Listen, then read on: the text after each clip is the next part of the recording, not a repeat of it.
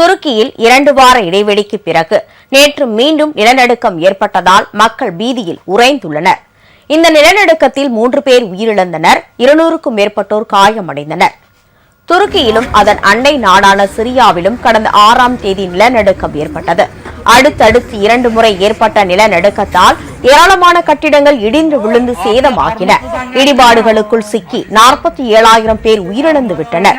1 லட்சத்திற்கும் மேற்பட்டோர் காயத்துடன் மீட்கப்பட்டுள்ளனர்.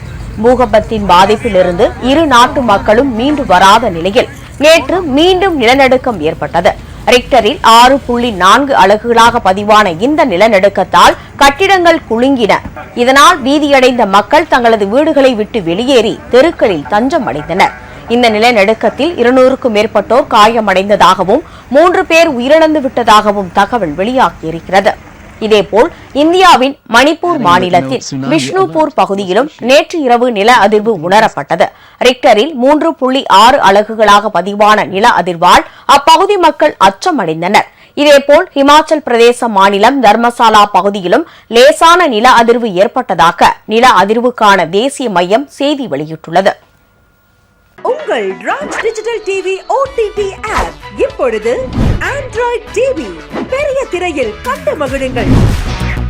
ராஜோடு கொண்டாடு கொண்டாட்டம் ராஜோடு ராஜோடு.